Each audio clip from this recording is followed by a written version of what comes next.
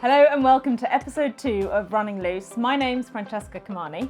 And I'm Vanessa Ryle. And this is Rufus, who has got a bit of FOMO. He doesn't want to be left out. We saw this morning, actually, with you on an early morning ride. Yeah, dedication to the cause. He comes everywhere with me, so he's well used to How just does he actually get up on the horse? I have him under my arm as I get on. Seriously? Yeah, off the mounting off? block. And then when we get round the corner, there's a little salt block. Yeah. And he just jumps onto that and then off. But that's impressive. And now my dog's coming. Yeah. She didn't want to be left out either. But that was quite dedicated because you were up early for a ride and then you hopped in the car to come up to Yorkshire. So we're on my patch this time because last time we filmed in Oxfordshire, which is more your neck of the woods. Yeah. And now I've made you come up here. Good journey? Yeah, fine. And a glorious day for it. And we're doing Cheltenham recap show. So we're going to get loads. We've got loads to get through and no complaints. I don't mind. First things first, because we chatted yesterday. Is your patio freshly pressure washed? No, I didn't what? get round to it. I didn't get round to it. This was in our production meeting. I was all sort of righteous about the fact I was getting jobs done and I was off to power hose my patio. Because that's the job. It's like, I find that really relaxing. It's like the post-Cheltenham week. It's super satisfying. Get the old power hose out. But didn't even get close to starting that job. I had a little nap on the sofa. Yeah, it's always when you think I've got loads of time, I'll get jobs done, and then you end up just not doing them. And by the way, it's only episode 2, but we've also started dressing quite matchy, yeah. Puffy kind of white shirt, made jeans, Zara? No, actually, not a Zara number. I can't remember whose this is, but no, it's yours. Yeah. I just wear Zara jeans, Zara top. Great. Yeah, wide leg trousers and a sort of fluffy white shirt seems to be our uniform. We'll mix it up. Wide leg trousers makes me think of your Cheltenham outfits because there was a lot of chat about wide leg trousers. How did all the looks go down? All the looks were fine. Day 4, a bit of a disaster. Didn't fit in the outfit that I bought myself, so that was sad times. That's quite rookie. How did you not? Did you not try it on? No, I just didn't. I know it's very me that. Didn't try it on, and then tried it on the Wednesday night, and there was no hope for it. Absolutely no hope. Too big? Way too big. Oh no. Way too big. Like, as in, I think I might have bought a maternity dress or something. Like, it was not the one. So then I had to actually wear a bit of an old favourite. But other than that, it was all good. Well, I can tell because from your Instagram, they all look great. Thanks. I mean, you look great. Were you accidentally twinning with Gina Price all week? Very accidentally twinning on 5 Live with her. First 2 days, we were spotted in Daily Mail. Oh, yeah. And then the next day, we were both in very chic beige. And no, that was not in any way planned. So the blue fluffy number actually went down quite well. You look great. You look great. And neither of us blended in at all. We definitely. We really didn't. I mean, I could see you coming like on the horizon, beaming, walking towards me.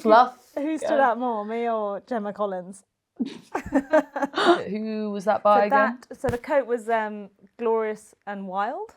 Never even heard of them, but great. No. And the trousers were Wiggy Kit. Never heard of them. I have heard of them. Have you heard of them? I've heard really of them. nice. I got sent a few things and they're really nice. I think I follow them on Instagram. Really cool. Cool vibes. And I had a lovely white pearly shirt underneath. Some boots that were actually from a vintage second-hand shop in Newmarket. Lovely. Doro.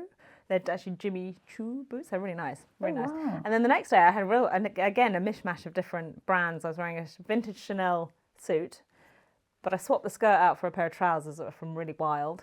And then I had a lovely cape that was made specifically for the suit by a brand called Ednarat. Lovely. So I was very spoilt. I didn't wear a hat either days. No, but I might feel like I was not fitting in without wearing a hat, but I didn't actually miss one at all. No, not at Cheltenham. I think it's just take it or leave it. Come as you are type job. Sounds lovely though. I thought you looked great both days. Well, thanks. And a few left field brands in there. Like it. Yeah, like to kind of mix things up. Unlike mine, high street only. Did you have fun? I did.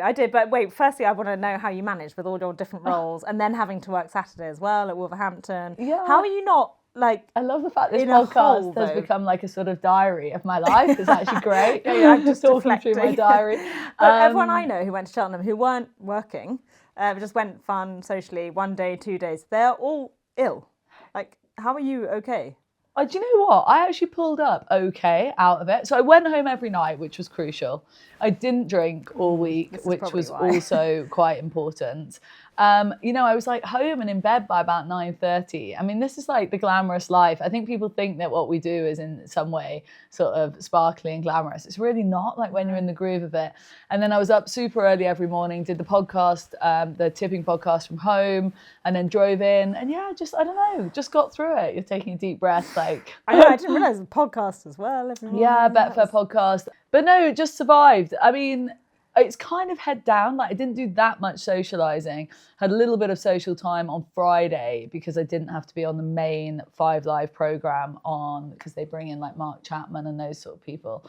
So that was like a couple of hours where I got to see a few people, see a few friends. And did you get to go and watch Woodoo win the last race in magnificent style? Vanessa's big tip from last week, her only tip for the whole week of Cheltenham. And it came in at what, 7-1? I think more like, maybe 6-1. But you gave me such jip about giving a tip in the last race on the last day. I know, but actually, that was a perfect result because so many people have said to me, that was so good because I backed Vanessa's tip and it got me out of trouble and like it really rounded off the week in a great way and brilliant tip and all of that. So it went down very well. And also just starts with meaning to go on a winning tip. Happy days. I know, but and it's downhill from here. That was absolutely like complete, like by chance, by the way. But no, all in all, it was a great week. You rush around and it's kind of mental and you finish in a bit of a heat, definitely. And then I rolled on to Wolverhampton where I did one of the lesser shifts of my life. I'm not going to lie, that's not making the show real anytime soon. The 7 races, I was like marginally underprepared. It was pretty average racing and my voice was just on the cusp of going. But you got through it. We got through it. Through it. Okay, so what were the main takeaways from Cheltenham though? Because a few things I noticed. As you predicted, Willie Mullins had a great week. Yeah. Your winning tip, obviously, we've touched on that already. That was a big highlight for me. Jockey going the wrong way in the cross country, or nearly going the wrong way. Nearly. On Vanillier. Yeah. Did he cost himself the winning chance? He finished 3rd in the end, right? I don't think he would have beaten his stablemate Stumptown, who won the race, because he's a short price favourite. Was so you could literally see it all playing out when I watched the replay, because he came over the canal turney jump, didn't he? And he just forgot that he had to take it on an angle. And then he had this rail in front of him. You could see the other jockeys being like, no! Left. But like I told you, worst job in racing. Worst job in racing, having to lead the cross country field. And then someone else probably just found themselves. I think Nico de Boim will probably found himself in front. Mr. Coffee. Hopefully he had already walked the course and knew where he was going. And I think I can't remember who it was, but I think someone was asked to ridingit.lastminute.com and was like, I don't know where I'm going, not a chance. Oh, right. Yeah, because, you have to... Well, you just have to make sure you sit in and follow the rest of them. Wait, and then other big takeaway is the fact that all the big names got beaten. So the ones that we touched on, Constitution Hill, John Bon, Galopin de Champs, and Tupi. All beaten, and Tupi. All 4 championship races, all 4 short price favourites. We talked about the Cheltenham Roar at the start of the first day, I mean pretty much every day, but how loud with the oohs and the ahs when Constitution Hill and State Man came down. Really quite shocking actually. Yeah, you weren't there the Tuesday, were you? I was watching on telly, Yeah, it was really shocking, and you're there and you're trying to take it all in, and it wasn't just so Constitution Hill falling. It was like, oh my God, what's just happened? Stress, and everyone to think about how it's now going to pan out.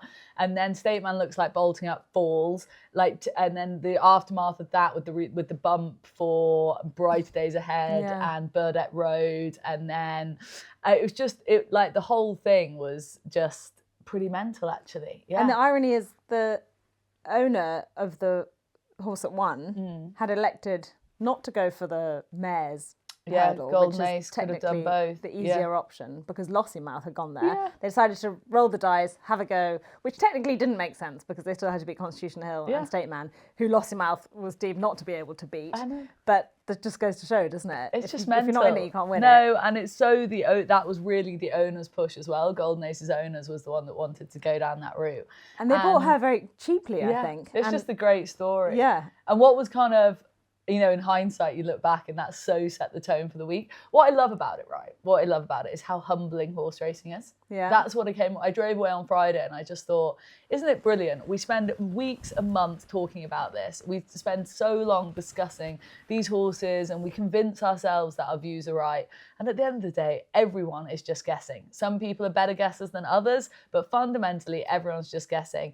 And they'll just make a mockery of us. Horses will make a mockery of us. Especially when you put obstacles in the way. Yeah. I find flat racing easier to predict because you haven't got a At series least you've of got that, hurdles yeah. or But I jumps. just thought, you know, you just come away from it and like as soon as you even start to think you might have this game sussed, horses will make a fool of you. And I just think it's brilliant because you all come away so like back in your place, back in your box. It's like, we can't predict this. We can talk about it as much as we like, but ultimately it's horse racing. And that is what is so great about jump racing. Yeah. I loved it. No, I agree. But your couple of days, very much on the social. I saw you briefly. Yes. Having a nice time. They let me in to the They to did. The, to the They paddock. did. Can I I had just to kind of ask talk as my well? way in. So, oh, did you? Yeah, a bit. Did you? Yeah.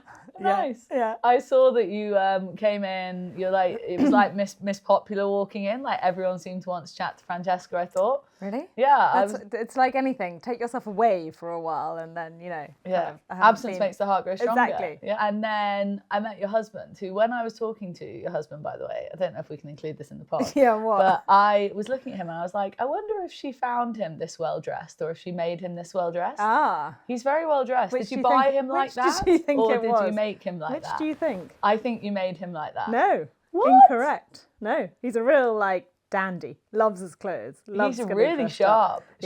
sharply dressed man, I thought. he Yeah, loves it. well played. No, that's totally him. He What about- wouldn't do anything that I told him to do. So no, imagine if I like, was like, must wear this and that, and actually he would. I remember once we went to the airport and he put a blazer on to like go to the airport. Oh, I to was travel, like, a travelling yes, blazer. but like one's dad does, right? To go to fly, put the blazer on. I mean, my dad's never worn a blazer in his life. He's like a Okay. leather jacket type of guy. Okay, well, he's quite cool, but my dad would wear a blazer to travel. You know, so they put their, wallet and things, Passport. in their pockets. And I was like, no, please don't do that. Please don't wear a blazer to fly. And he went, because it's going to annoy you, I'm definitely going to do it. And I was like, oh, right, nice. okay.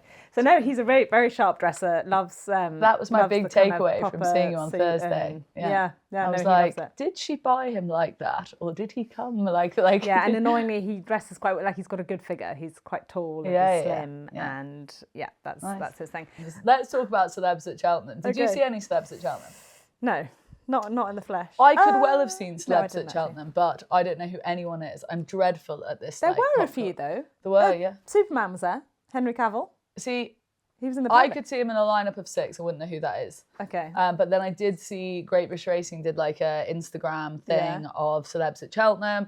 Henry, whatever his name was there, he looks just like local farmer in my village. So I didn't think that I he think was my in. mum sent me a picture and went, "Oh, isn't he gorgeous?"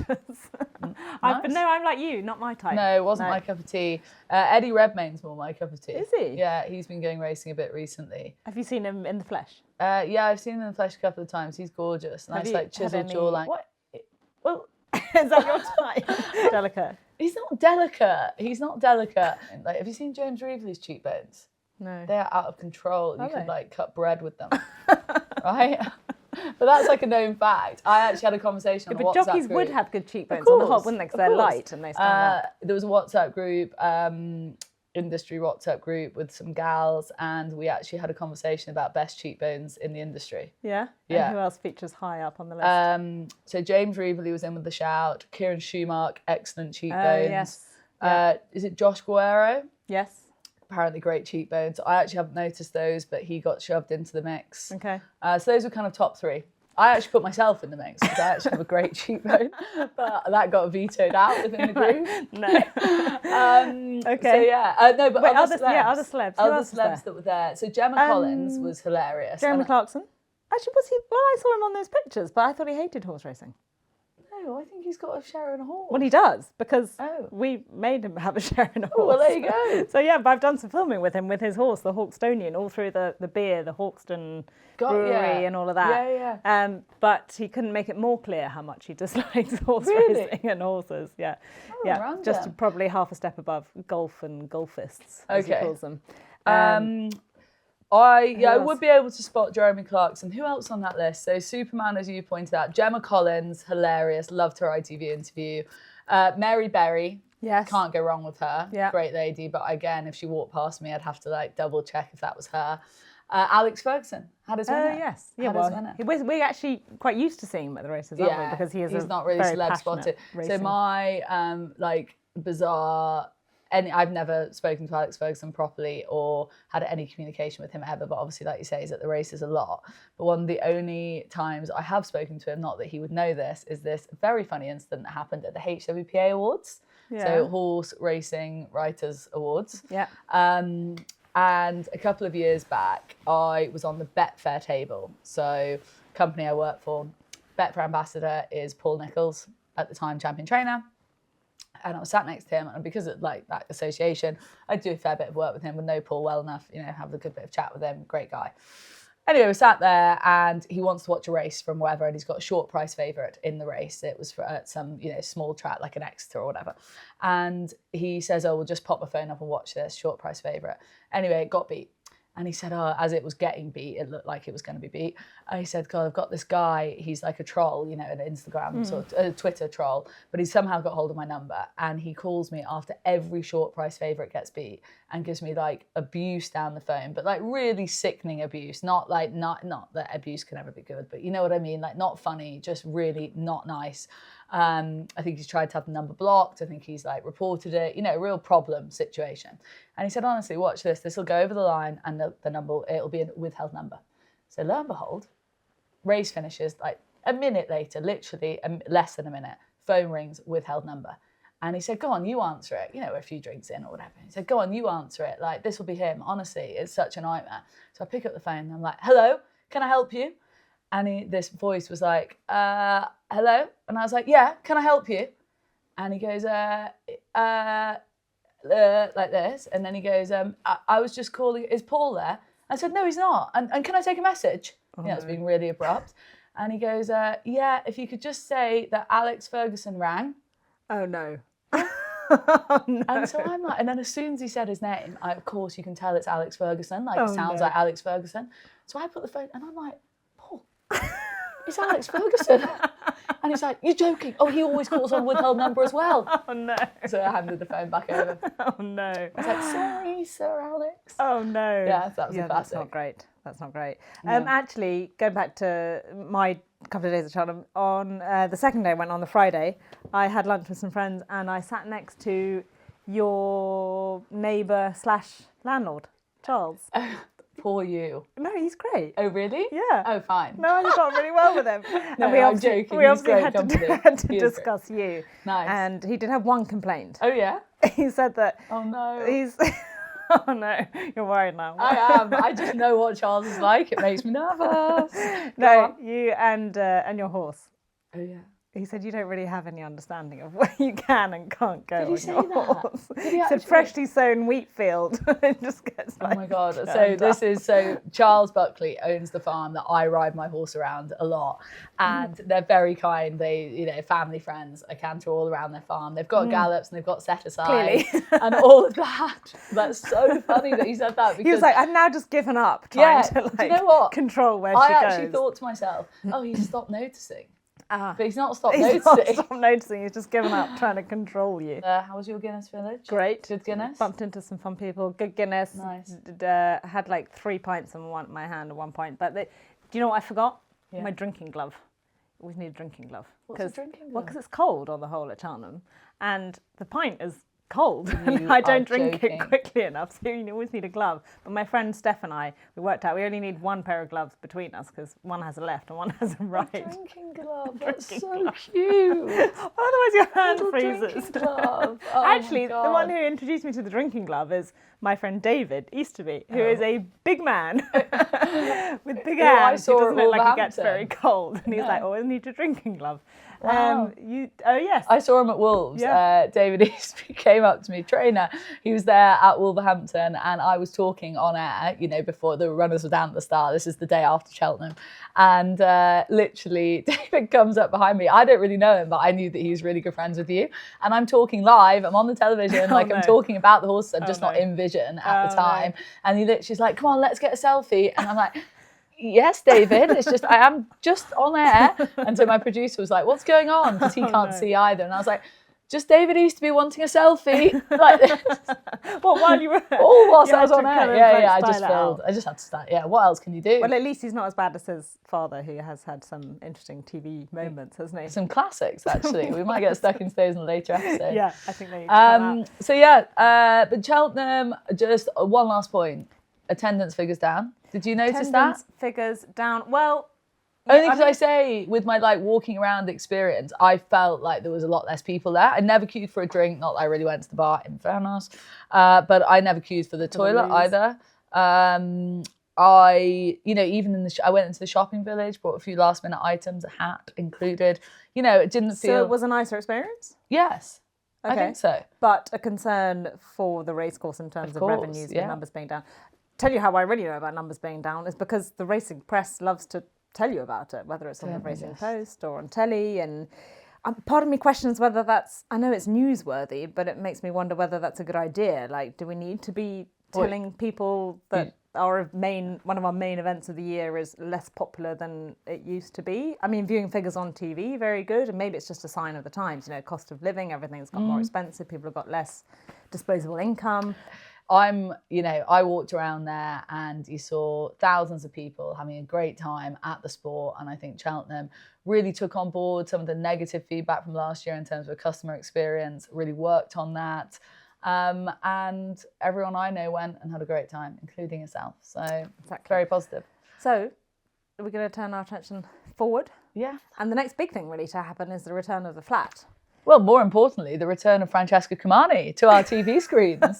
You're making quite a lot of this. I think you did it in the last podcast about me going back to work. Can I just put you right here though? Because me going to work is actually like going on holiday. Because I wish you'd seen the scene at my house this morning. I was on my own, 3 children to dress, feed, and get ready before the school run at 8:15, and I just was a complete mess. Yeah, complete carnage. They're all fighting, screaming, babies running around, can't get the nappy on, porridge being thrown across the kitchen, fighting over car, toys, fighting over... And I was just like, oh my God, get me out of here.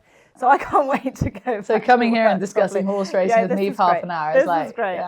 Yeah. But no, I'm looking forward to it actually, because I don't know, I just feel like the flat season being back, it kind of is also like spring in the air and bit of... But also for you, isn't it a bit random because you kind of come back for a bit of a damp squib type situation with the Lincoln? Well, it is a bit of a funny start, isn't it?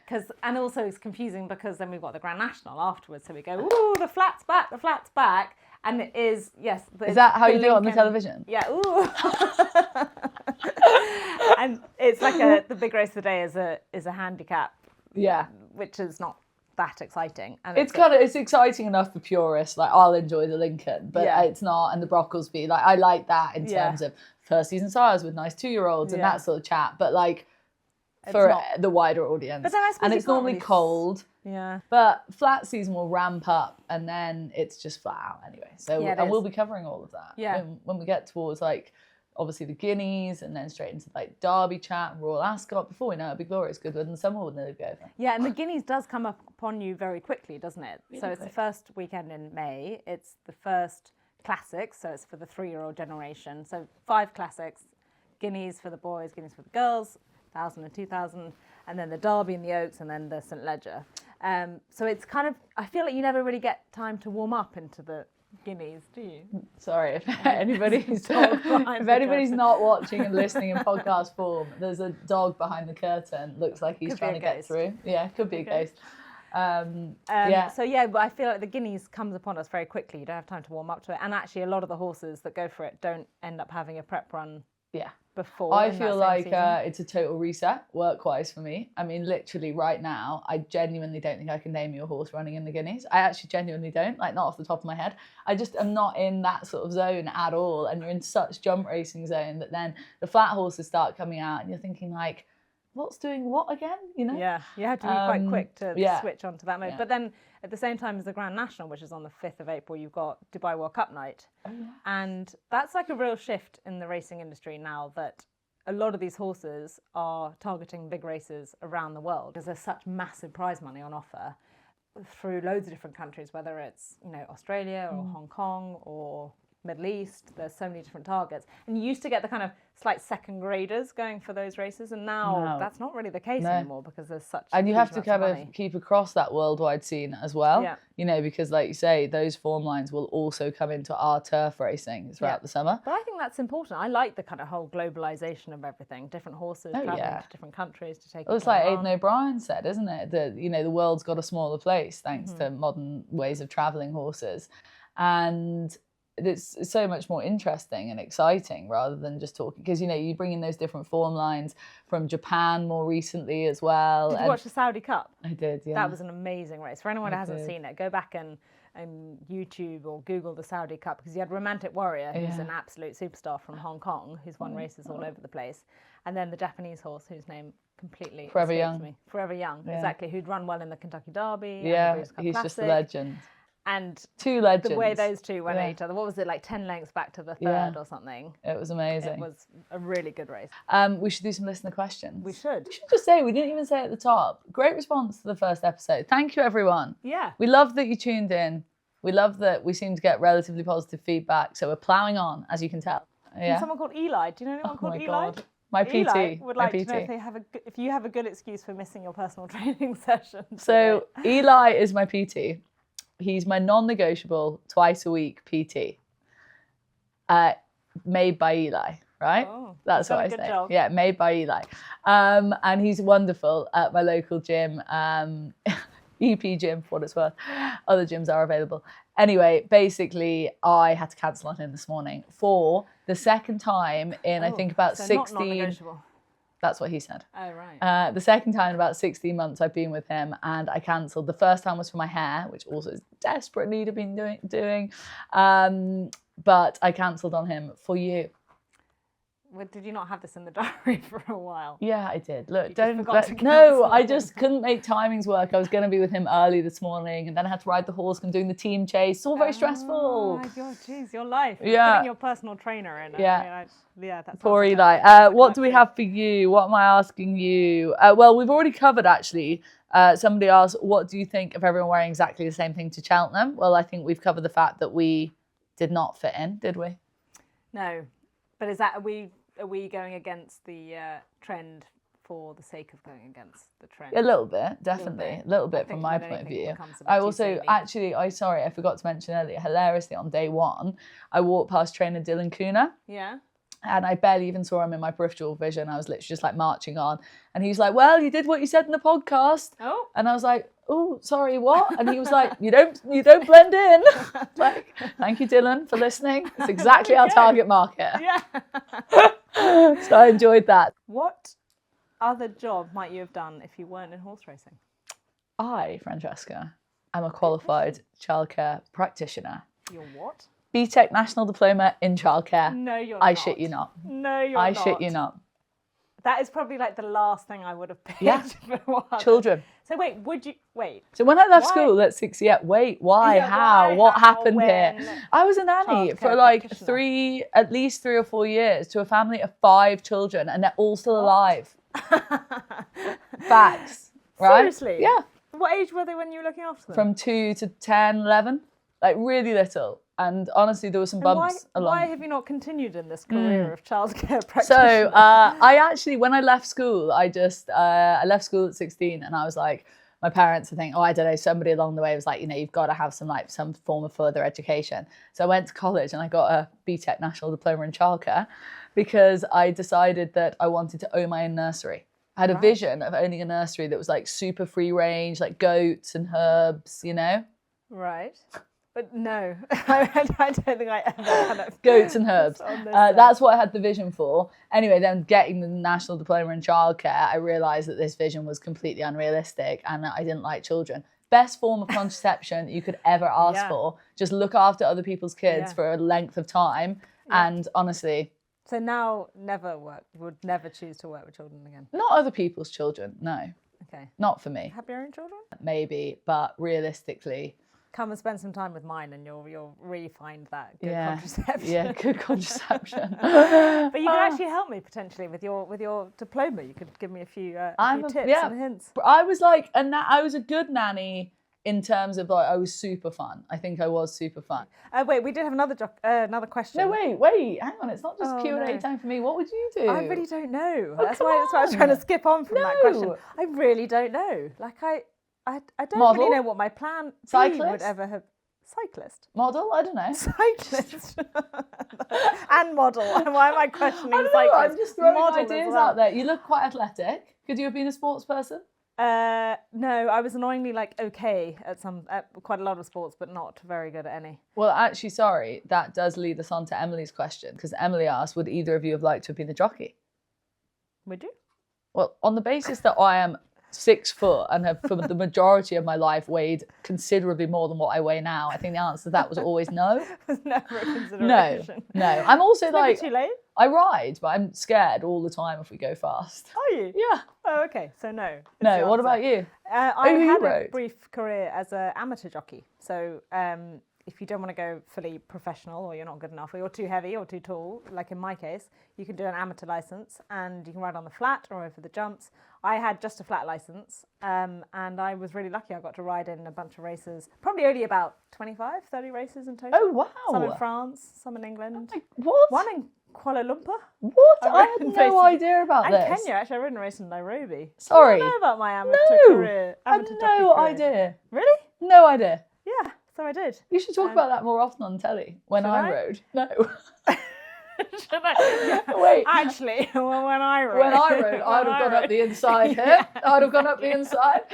No, tell me this. No, I bore Jason regularly whenever we go to York, because that was the scene of my greatest triumph.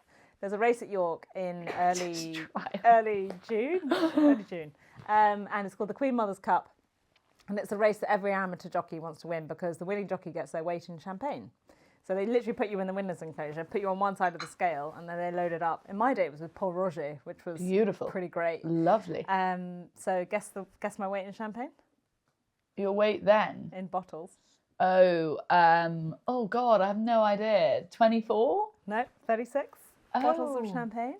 And it was great because I won it 2 years in a row, which wasn't very popular. You? And the year before, my mum won it when we both rode in the same race. Yeah. I didn't know any of this. Yeah. Were you riding your dad's horses? Yeah. Nice. Yeah. And then I think we annoyed most of the other female jockeys because they were probably like, these southern, riding, on her daddy's horse, but I'm in steering job. Yeah, Jason always winds me up about my steering jobs, which is basically a horse. Oh, wait, how many winners did you have in total? Oh, like 5, 6? Not many. Well, from 30 rides, quite a good strike rate. Yeah.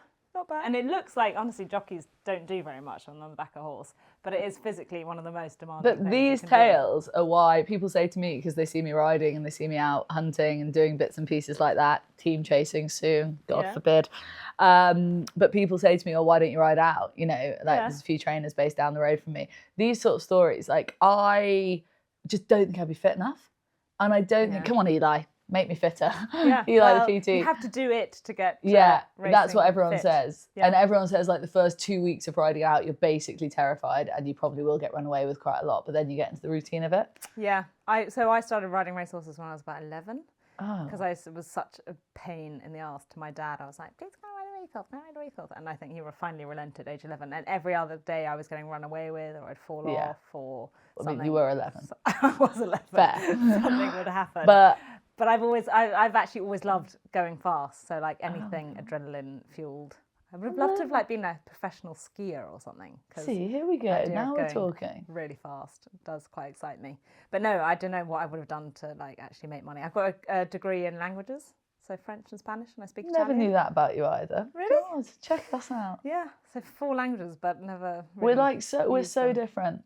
Yeah. I like going slow and I'm scared all the time and I'm pretty uneducated. You're fully educated, like going fast, never scared. Amazing. Opposites attract. Look at us. Yeah, Yeah.